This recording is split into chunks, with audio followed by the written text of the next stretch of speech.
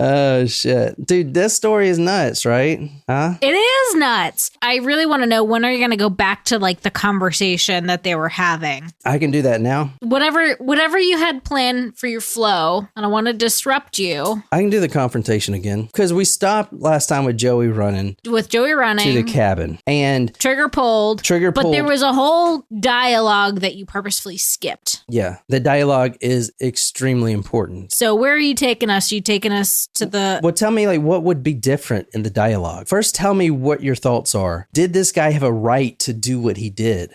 I mean, so, okay. Here's my perspective so far. The guy knew that he had been trespassing. He's had a couple of run-ins before. He purposefully was not following the rules, like turning his, camo inside out and shit. He's in the wrong. Trespassing is trespassing. And at the end of the day, you have the right to protect your property. And I think like that's legit. I do think though that there was a bit of an instigation on the group's front where like, all right, he was leaving, he was walking away. Did they really need to go have a confrontation with this person?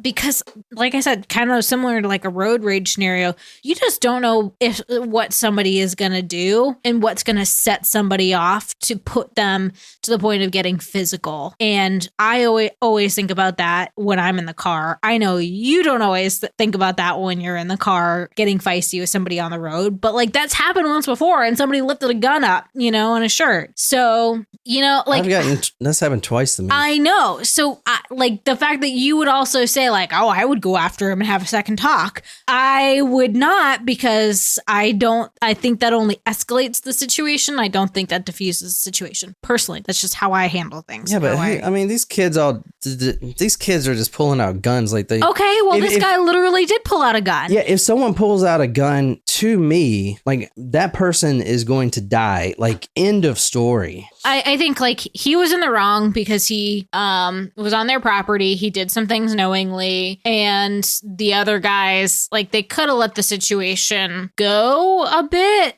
or like not let it kind of get so heated. But I can also understand because it was on their property. Obviously, the retaliation by shooting people once he knew that they had his tag number, there's no justification for that. I get he didn't want to get in trouble, but so gonna get in big trouble now. It's murder. Do you think he has any sway? If there was one witness, do you think he could get out of it? Because he was confronted after he walked away. Yeah, but just because you're confronted, he's on their property. All right, well let me go back to the confrontation. Okay. All right, I'm a Joey Greco this shit up. Okay. This might change some things. So this is before he walks away and flips them the bird. Yeah, before he walks away. This is what I'm going to read, and then he walks away. Okay. And then they come after him, and there's more confrontation. All right, I'm going to read this as it is. Whose perspective is that from? From his perspective.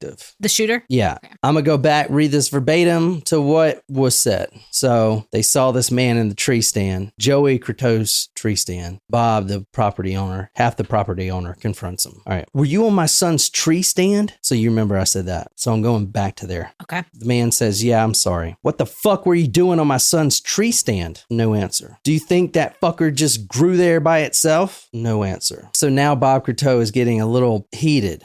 Bob Croteau says, give me your name. This man says, I don't have to give you anything. He tries to walk away again. Joey, his son, then steps in front of this man, blocking his path. Okay. Yeah. And then Joey said the following, and this may change some things. Where the hell do you think you're going, you damn gook, you fucking chink? Get back here. Oh, I was not expecting that. Bob comes over. I'm sick of you Hmong assholes coming on my land. If you ever get caught out here again, I'll kick your Asian ass. Give me your name. Later in court, the guy's name is Vang, the shooter, Chai Vang. Vang later claimed the words, quote, you fucking chink, followed almost every one of his comments.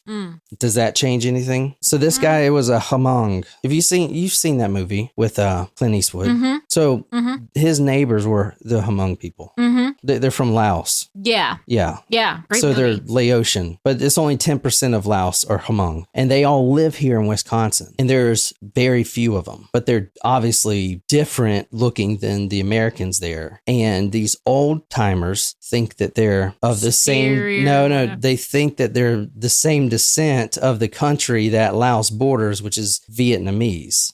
They okay. think they're Viet Cong. That's basically what it is. I'm going to get into it in a second. But not only the intimidation of them coming down there with ATVs, but now they're using racial slurs, the F word, calling him a fucking chink. And no one's disputing that. Plus, this isn't the first time a Hmong man out in the woods has gotten harassed and even beaten and left for dead. Oh, wow. Left for dead by some random hunters, some white hunters. Wow. All right, we're going to talk about the Hmong, but does that make any difference at all? You know, I didn't think there was going to be anything that would make a difference.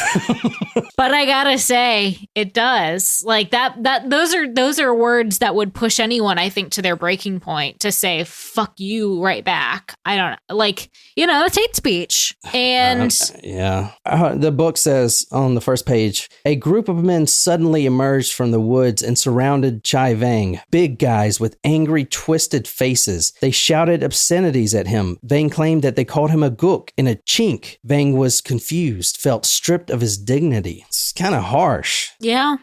Putting myself into Vang's shoes. Like, okay, great if it was an honest mistake. But I'm conflicted because there were a couple of things going on. Like, he knew that he was we don't know exactly if he knew he was trespassing, but this was not his first time. He did know, but also, which we'll talk about in a second, the Hmong people, where they're from, they don't have private property. A deer isn't confined to someone's invisible space saying their property. A deer roams the earth. The earth is everyone's. There's no private property among the Hmong. I get that, but... And they're all immigrated, including Chai Vang, immigrated. Do you know the history of the Hmong? I only know it because of this story, and it's really fascinating. I don't. I like, just from what I remember, I think they got into it a little bit in that movie, right? Didn't they talk about it? That movie was called, it was the car. Gran Torino. Gran Torino. Yeah. So he fought, I believe, in World War II. No, Korea.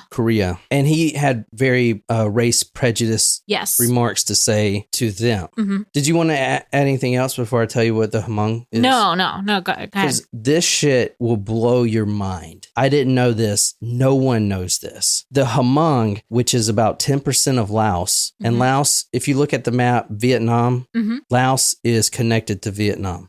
So all the Hmong people were displaced. What happened in Vietnam? What was that war about in Vietnam? Because this is really effing important right here. Fighting communism? Basically, yeah. Here's what nobody knows over here, but it's 100% true. And if you just look up a documentary about it, it'll explain everything. But the reason the Hmong people are not only here in America, but in Wisconsin is kind of like, what the fuck? Like, where do they come from? They're like a very large portion immigrated to this particular spot in Wisconsin. Exactly. Interesting. And since they've been here, they've been the target of racial hatred because of the Vietnam War. They look just like Vietnamese. I mean, their country borders it.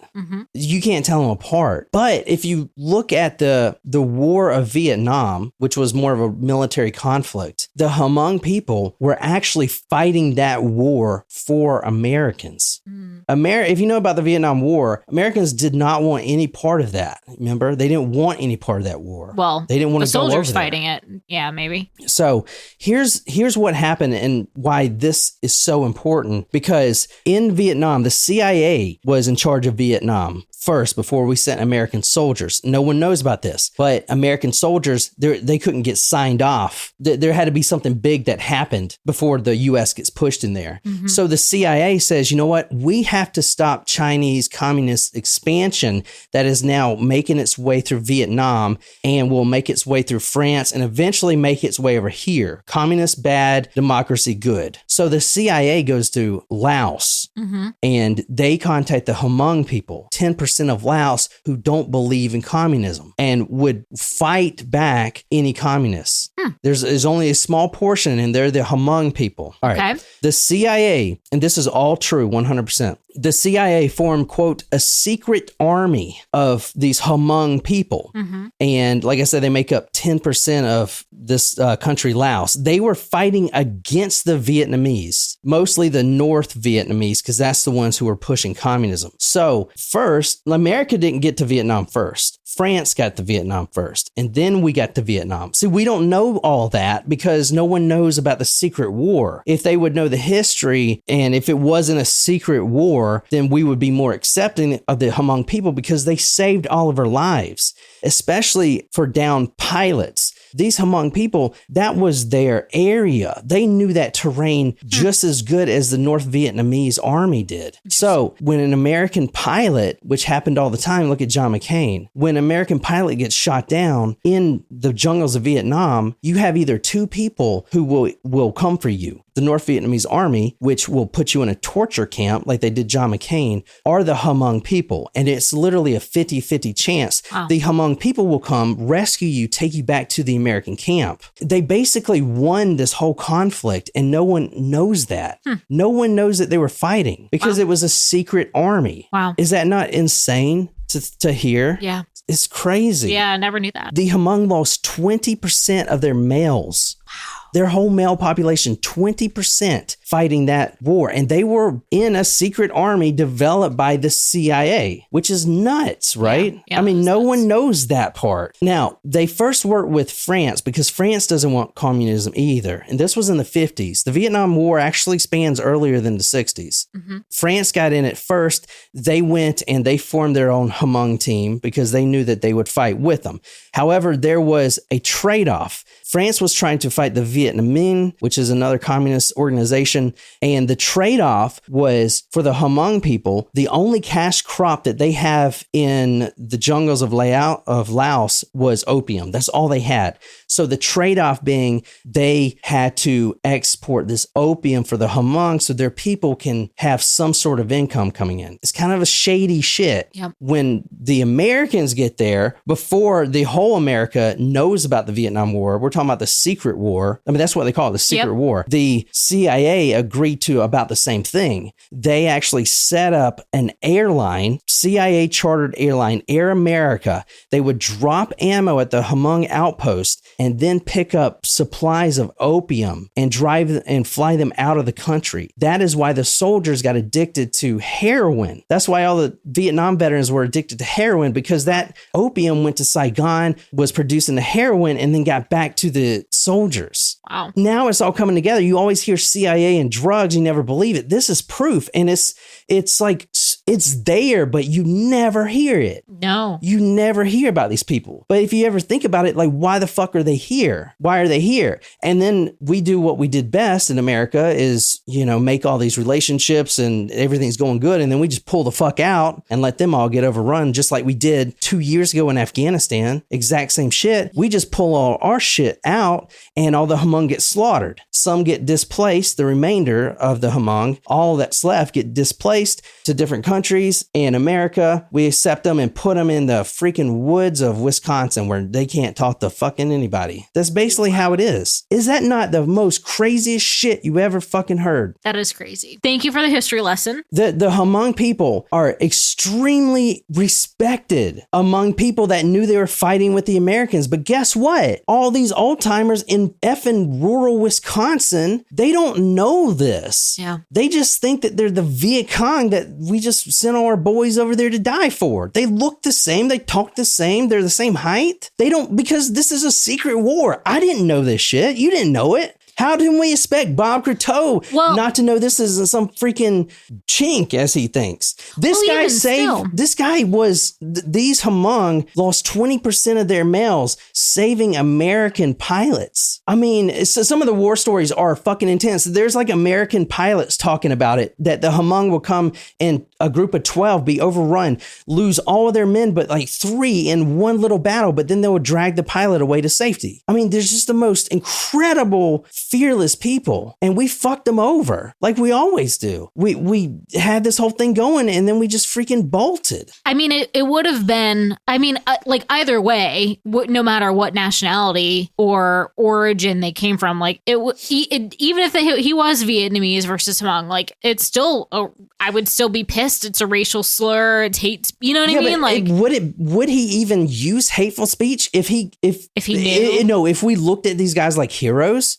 because they were fighting with the Americans, but no one knew about it. But they were losing all of their men. Boys 10, 11, and 12 were foot soldiers for the Hmong. 10, 11, and 12, including the shooter today. The shooter's father was a second lieutenant in Vietnam. He is in Laos, right across. Literally, he was in when he was 8 years old. He was saying when he was playing with sticks and playing war soldier, boo boo boo boo boo, he could hear his dad shooting real communists over the mountain. Yeah. Like they grew up in war. Yeah, that's why he's such a good shot. Well, it is interesting. Like if you think about the time, this was in 2004. So the age of like a Bob, or like, that's where he was probably a little bit more impacted by the Vietnam War in some way, shape, or form. He would have been too young, I'm assuming, to have been like capable of going over there. But I mean,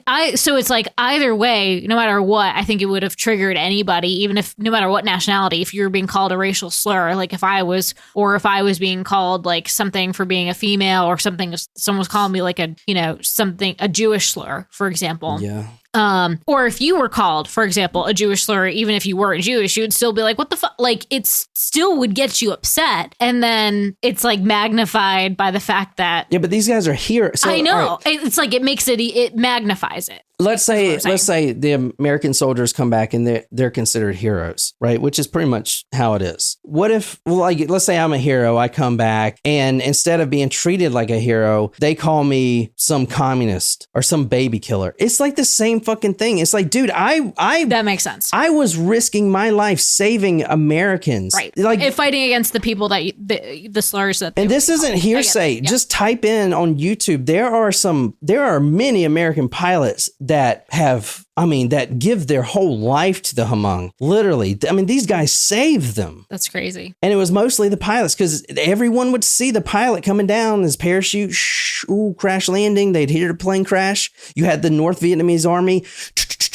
trekking through the woods. And then you had the Hmong people, some as young as 10 who could barely hold an AK-47 trekking through the woods to save that pilot for the American, for us, for our soldiers. Like we would have lost a ton more soldiers if, and the fact that they come over here now, maybe not expecting to be treated like heroes, but at least not called a chink or a gook, because they've like served with us. Now it's just like, what the fuck? Yeah, totally. But it's a secret war. So no one knows that. And I'm doubt anyone on live chat knew that because I didn't fucking know that. Yeah. Holy shit. That just blew my effing mind, dude. Yeah. Oh my God. So again, like going back to that conversation and confrontation, that changes things. Yeah. Because he immigrated from there when he was like 8. Yeah. And not only that, Vang served in the Army National Guard. Oh, wow. In California. Yeah. He served. So he's an American soldier. Wow. I don't know, man. Yeah, that's seriously adding some insult to injury. Like, I don't know. That's So anyway, I mean, now I'm not going to lead you guys astray. This is murder. He could have. Damn. He couldn't. He's going to kill others here. I mean, it's still murder. I would. But he was. I'm a little bit more on like maybe it's is it manslaughter and perhaps no. This would be murder at this point. But it's like it's a fit of rage. It's a reaction. Well, so here's the one saving grace. Can he prove? Because there's one shot that gets fired from that rifle that Willers was carrying. One shot. This is a chicken and egg. If that shot was first, then it's self-defense. was, he could have killed every one of those people, even the people that came up, because he didn't know. Sure. He doesn't know. Who are these people? The Hmong people, this isn't the first time that they've been beaten, and they knew that this guy was Hmong. Well, they didn't. They did because he was short, and they could see, his ski mask, they could see his dark complexion. They knew he was Asian. They followed him over there because the Hmong people are the ones that keep trespassing because they don't believe in private property. That's why they wanted to put a stop to it. That's why Bob Croteau went over there, to teach his Asian ass not to come over there. In their thinking, yeah. Granted, he didn't bring his rifles, but he did bring 5 other people. Yeah. So, and now I'm not sticking up for this guy. You're going to see this gets worse. I mean, he could have stopped, but I think you'll see that all this story is just fucking nuts, man. Yeah. I mean, so I don't know. What, you want to keep going? Keep it going. Did that change like a lot of shit or not? Yeah. Oh, yeah. It did. Keep it going, though. All right. Fuck. Last episode, I stopped with Joey. Joey Croteau, he was the son of the property owner. He's on his way back to camp. He's running full speed. However, just like his dad, his orange vest, his orange jacket is going to betray him. Anyway, Joey, considered a fast runner, he is trekking back towards that cabin. But Chai Vang sees his orange jacket, his blaze orange jacket, and he, using his knowledge of the terrain and how to navigate, he anticipates this guy's movement. So he goes up a hill a little bit, kind of to cut him off. When this guy is running, now Chai Vang is kind of on an elevated platform, looking down at his rifle, waiting for this guy to basically run out right in front of him. He's only 200 feet away at this point. And this guy is a sharpshooter, like I said. Chai Vang raises his rifle and he pulls the trigger. The first shot goes into his lower back. And this is the son, Joey. Yep. Joey hit the ground hard, his knees denting the soil and his radio tumbling from his pocket. As Joey gathered his strength and struggled to his feet, Vang reloaded and shot twice. The first missing, the second striking him in the back. Stumbling forward, Joey began screaming, "Help me! Help me! Help! Help!" This is nuts, man. Yeah, it is. Holy shit. I mean, what the fuck? All right. Since Joey was so close to the cabin, the others, which is a whole mess of them, there's about 8 people at the cabin. And if I mess any names up, if like, for instance, one of the family members hears this, it's a lot of people and I'm doing my best, but I think I got everyone pretty straight, right? And anyway, so Joey is right by the cabin. So family members at the cabin hear these cries for help. Now they're going to jump on their ATVs and go see what's going on. Joey starts stumbling. Help, help me, help, help. I mean, he's still 200 feet away from the cabin. They can't hear him. They can't hear his cries, right? The last bullet hit Joey's neck, traveled at an upward angle and into his brain, killing him. Wow.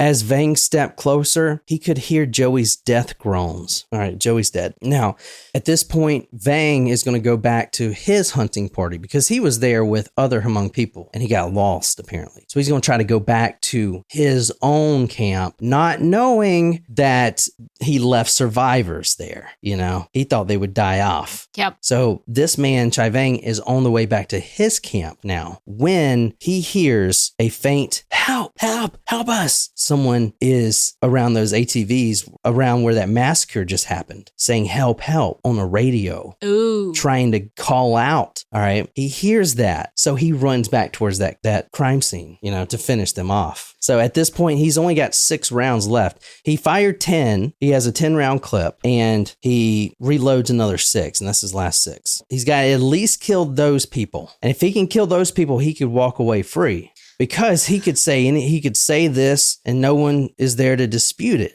All right. Now, the one thing he needs is that rifle that Terry Willers is carrying. If that man's still alive, and he is because he's calling on the radio, he needs that rifle to fire a shot. Just one, and that's all that matters. But that would make it where he could say, "Oh, they fired at me first." But as of now, that rifle has not gone off. Does that make sense? It would make the case more ironclad for him. Because everyone around here knows that these people are mistreated. Like, that's not in question. That call for help that Vang heard on his way back was from Lauren, Lauren Hesbeck, the only one that could really walk around. And so Vang goes back to take care of him. Let me talk really quick about his background. I'm going to go through it real quick. Chai Vang's background. Okay. All right. I told you about the Hmong people. His background is as follows really quick. His father, like I said, said, was a second lieutenant.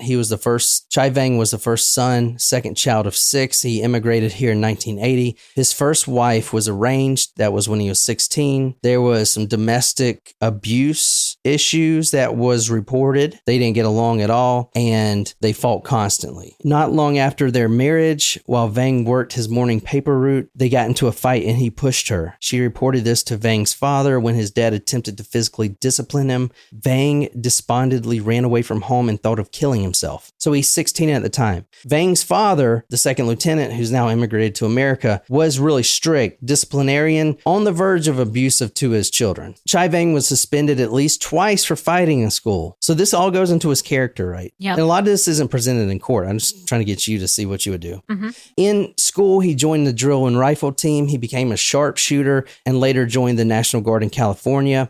He even became a shaman for the Hmong people. Remember, there's this very small population here of Hmong people. He became a registered shaman, trained shaman, because, quote, the spirits called him, and he would actually get paid to heal other Hmong people and to drive demons out of them, absorb the demons, and then kind of wash the demons away from his body. Mm-hmm. Like, it's whatever they believe, right? And he got paid for this, just not very much, right? I mean, They don't have much money. Chai Vang is going to have 3 wives, and the author of this book just labels them wife 1, wife 2, wife 3.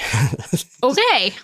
Wife 1 felt Vang acted differently after he became a shaman, more aware of his surroundings and more cautious about life. But at the same time, he got angry faster. If he didn't get his way, he yelled. Wife 1 and him ended up splitting. They did have children, and once at a dinner party, since they hated each other, wife 1 brings out a birth certificate of one of his children at a dinner party with all his friends, puts it on the table. It has another man's name on it for his kid. So that's fucked up. At that point, he takes out a gun and puts it to wife 1's forehead. And that's when he gets his first felony assault. Whoa. Yeah.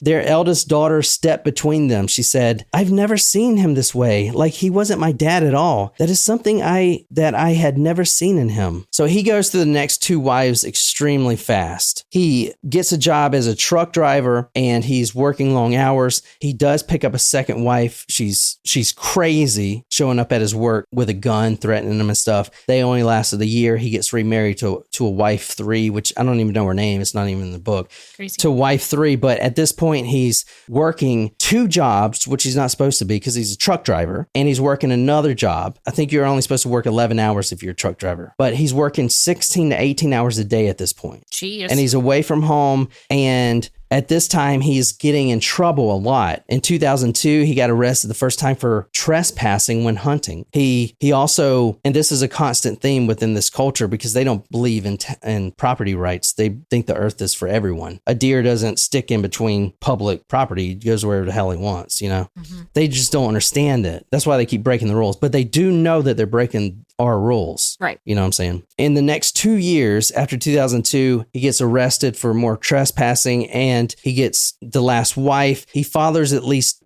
10 children and even had a mistress in California who eventually sued him for child support. So now he's actually paying alimony. He's working 16 to 18 hours a day and he is getting called, he's getting mistreated like all the Hmong. That's where he's at so far. And this is right up to the murder. He's got a short fuse and he's got some problems. Yeah, he's on his last, Yeah. Wife 3 says, quote, "We're barely making it. At times he would say he didn't know what to do because there is no way he can work so much to take care of all the bills. She worried that Vang had become exhausted and depressed. He always looked kind of low. He doesn't get excited about things much," she said. So that's a little bit about him. Quick, and now he's stressed as shit, and you know what happens now. They call him these names, and he just says, "You know what, motherfuckers, I am done with this. I am fucking sick of this shit." And that's basically what happens. Now, I want to run through the murder day right quick because there's some other people that get it. On this murder day, November 21st, he leaves work at 1:30 a.m. in the morning. This is in 2004. He meets up with friends, the Hmong people. They have their hunting party. They get around this area, not on private property, but in their own separate camp. And they set up camp. And at 5:30, a friend wakes him up so they can all go hunting. He gets displaced from his friends and lost. He does not have a compass. So and that's his fault. He should carry a compass, right? Yeah. One friend says that Vang had a bad dream that night and his friend woke him up. He said that he was in the jungle of Laos surrounded by North Vietnamese communist soldiers, but fought his way out only to be surrounded again by more soldiers, tanks, and armored vehicles. As he was about to be captured, his friend Tai woke him up. So he's going back to the camp to finish off Lore and Hesbeck. Yeah. Let's go through this kind of quick. At this point, he's camouflaged. He's going to go kill this guy who he thought he killed earlier, right? And Hesbeck doesn't see him coming. So he goes back to the camp and he sees Hesbeck calling on the radio for help. He also hears the ATVs coming from other people that are coming to see what the situation is. At that camp, there's a Jessica Willers, a female, the daughter of the one that was shot first, Harry Willers. Mm-hmm. She is also a registered nurse. She gets on the ATV against the advice of everyone else in the camp to go save her father. She's unarmed. She's with another guy on this ATV. His name is Al Lasky. They get on the ATV and they go out towards where their father is. All right. Mm-hmm. At this point, they're going to come in contact with Chai Vang, who doesn't know who these people are at this point. So he's going to take care of them as their witnesses. So Vang would say later in court that he was afraid that these were just more posse coming to kill him. So the ATV that Jessica was on was barreling towards him. Shooting at an upward angle, the first bullet Chai Vang struck Jessica in her left buttock, exited through her hip, and with her legs drawn up and her body leaning forward, passed through a fold in her belly and exited her body with plenty of velocity left. All right, she is on an ATV riding at this point, so he is hitting a moving target. That one bullet shoots both her and the passenger, an Al Lasky, who was chauffeuring Jessica. That bullet exited through Jessica's belly and into Al Lasky's body. It says the now deformed bullet rammed into the middle of Lasky's back, severed his spinal column, passed through his abdomen, and exited his body, leaving him paralyzed from the waist down. Jessica immediately fell off. Lasky, just like Mark Royd we were talking about, was on the ATV, still on the handlebars. This guy who was just transporting Jessica to save her father, they had no weapons whatsoever, were riding this ATV. This guy is on the front, Jessica is behind him. Now they're both shot. The bullet goes to Jessica with enough velocity to also paralyze him. He's holding onto the handlebars. Jessica fell off and he is just kind of riding it. Jesus. Completely paralyzed. It is nuts, man. Lasky, hanging onto the handlebars, remained aboard for a split second. Vang quickly shot again. The bullet struck and lodged in Lasky's right buttock and tumbled off, but he never felt it. The ATV continued to coast. Neither victim was dead at this point. Lasky was face down and so was Jessica. Vang jumped up, ran to Lasky, stood behind him, and shot again, leaving a shell casing on the trail. The bullet hit Lasky's left mid-back at a sharp upward angle. So he's right behind him. The guy's crawling away on his back, or not even crawling, he's paralyzed. He's just laying there. Vang comes up behind him and shoots, just right through the back to the brain. Boom, he's dead. Jeez. Jessica is the only one still alive at this point. Quote, Jessica crawled on 2 hands and 1 knee, dragging her left leg, smearing her right knee with a heavy mud smudge, a distance of 20 feet down the trail. She crawls 20 feet, going back away from the shooter, back towards the cabin, just crawling to get out of the line of sight. 20 feet, spreading her blood all on the trail. 20 feet, quote, pleading, shouting, screaming. Jesus. Her large shock of blonde hair and high-pitched voice, unmistakable, identified her as a woman. Vang stepped behind her and shot into her upper back. The bullet passed a moderately sharp upward angle through her neck into her brain, killing her. Jesus. So here, and let me show you all the victims here. The victims are as follow. Danny Drew ends up dying. Joey Croteau ends up dying. Al Lasky, the one that I just talked about. Bob Croteau ends up dying. Mark Royd and Jessica Willers. These are the victims right here. And you see the tree stand. That's the whole thing. That's why this murder happened, this fucking tree stand, right? That's it. You see the female nurse, she just went out to save her father. Yeah. And her father's not even dead. Yeah. Her father's not on here. Her father lived. I mean, think about that. It's hard. Your daughter went out to save you and now she's dead. If she wouldn't have went out, she would have been fine. She would have just been at the cabin. Everyone else at the cabin was fine. He was just shot. In fact, right here it says wounded but survived. Lauren Hesbeck, Terry Willers, the only two survivors that were shot and still survived. When Vang got back, he sees Lauren Hesbeck trying to radio help to DNR and everything else. They become eye locked at this point. They both have a weapon. Vang now goes to kill Lauren Hesbeck and they lock eyes with each other. Vang, up on an embankment, looks down. They're locking eyes and he says the following, because Hesbeck survived. Quote, "You not dead yet?" Now, Vang would say he never said this, but that's how. Interesting. Yeah. Unable to lift his left arm, Hesbeck slithered the white rifle along his body, balanced it on top of a mound, and pointed it right at Vang. And he had a perfect shot right at Vang. And I mean, he had it on this mound, so he was looking right at the shooter, and he was going to shoot him. Boom! He's going to take care of everything. And he aims as Vang is trying to get to cover, and he gets a perfect shot. Click! The safety's on. It didn't go off because the fucking safety's on. Oh my God. Jesus Christ.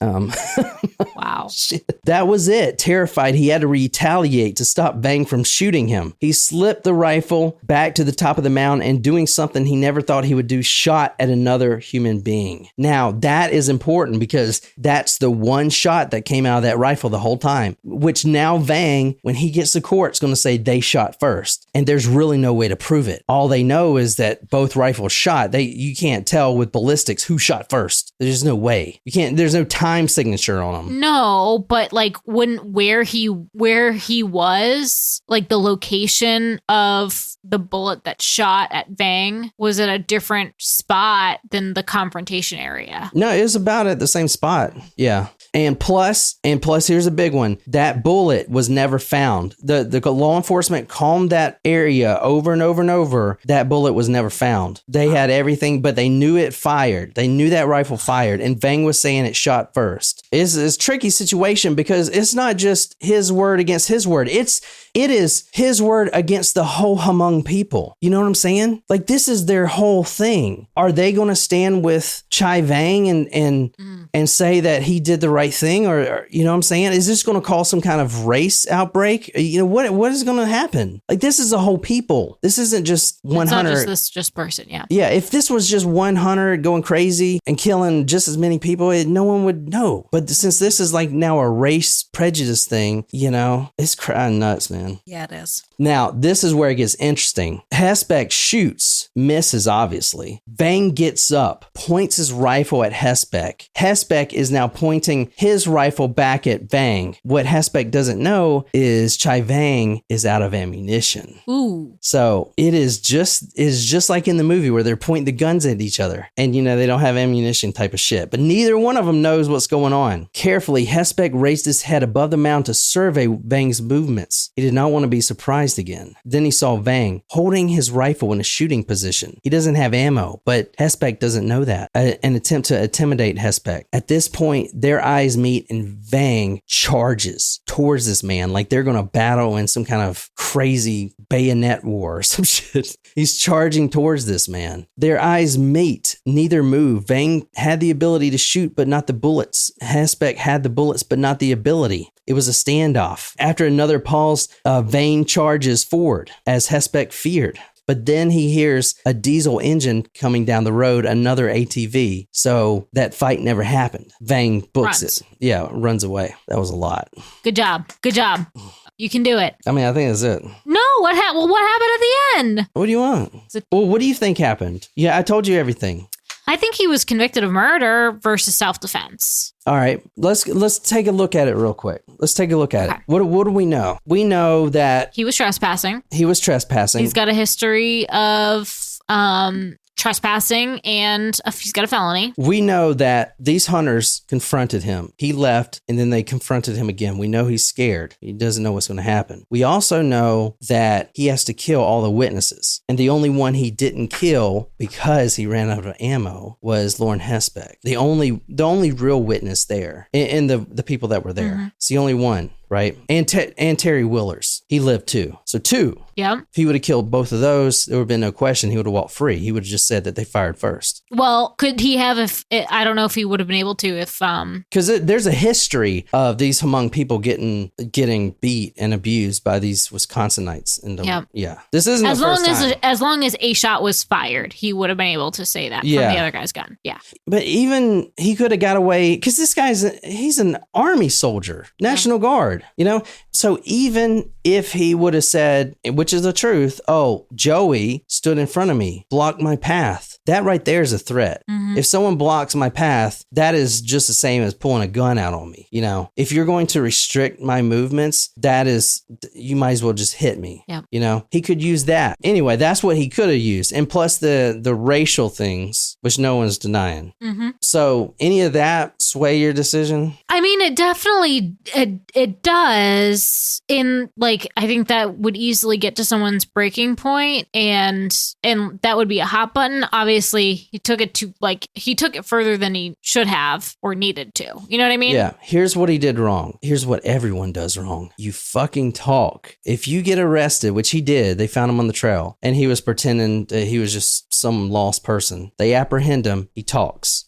He goes through 4 different variations of his story. That's a problem. That's a problem. If you get arrested, I don't care what for, you get an attorney immediately. You ask for a lawyer, okay? If he had a lawyer initially who told him to shut up, he would have walked free. But he changed his story. The first one being some crazy one I can't even recall. It was something like he didn't fire a shot. He's innocent. Bob Croteau took his rifle and shot everyone, then shot himself. It was some crazy shit like that. That was the first variation. The second variation was more to the truth, but it was a lot of the racial things, and they fired first. The bullet, the chicken or the egg type of thing. Third variation, his lawyers told him not to talk to anybody, but he reached out to the Chicago Tribune and ran a third variation, which was different. Then in court, he testified against his lawyer's wishes. Against his lawyer's recommendations, he testified on his own behalf, a fourth variation. In the very end of the book, he is handed 6 life sentences without parole. Wow. However, reading the whole book, you'll see the jury, which was later approached, and the jury foreman was the only one who would come forward and, say why they chose this decision of guilty life without parole. And he says the thing that did it for him was he changed his story. That's the thing that did it for him, the foreman of the jury. Wow. If that guy would have just shut up and let his lawyers take care of it, he would have walked free. And I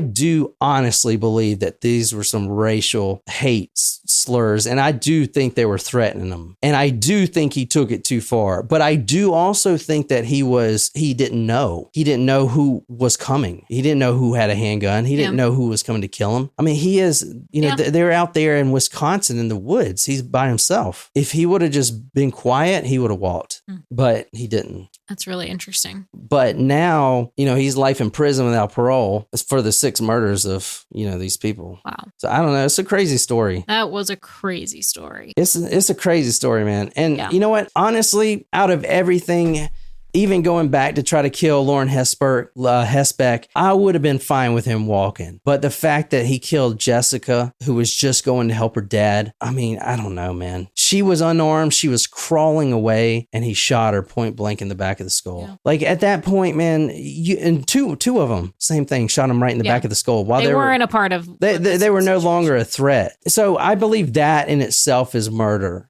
Because as a soldier, if I shot someone in the back and they are crawling, all I have to do is go check them for weapons, the first thing, and then hog tie them. I don't even have to treat their bandage. If they bleed out, then whatever. I did my part. But to take their life at this point, I think is murder. Yeah, he did it. He did it so that no one would know. Like, he should try to cover his tracks. He tried to cover his tracks because his thought was he was going to kill everyone, run back to the Hmong camp, not talk about it again, and perhaps even got away with it. Yeah. He would dump his rifle and everything else. And he could possibly got away with it. And it could possibly be an unsolved freaking thing, Crazy. Fucking That nuts, is crazy. man. You know, I don't think the story's ever going to get big, but I think the author did a wonderful job. He was interested in it because he heard all the sirens and everything else, and he said I think he read like 1,600 pages of court reporting and interviewed like pretty much everyone, and it is a little biased towards like obviously he's a murderer. I mean, he is, but you know, like he puts into doubt that they called him racial slurs and stuff like that. But I don't know, man. I know them country folk, dude. I know exactly that's what they did. Yeah. You know, or wouldn't put it past you. The good old boys. Yeah. Anyway, I hope you guys like that. I don't know if anyone's still on here. My computer died, but I wasn't even going to think about recording today, man, because we've been sick as shit. Well, you did great. Now you can go rest. Anyway, that's all I have. So we'll be on the Discord. The reason I wasn't on all week because I was sick as a dog, but now I'm better, getting better. So anyway, you sound a lot better today. You're still sick, but you sound a lot better. All right. Thank you so much for sticking with me. This has been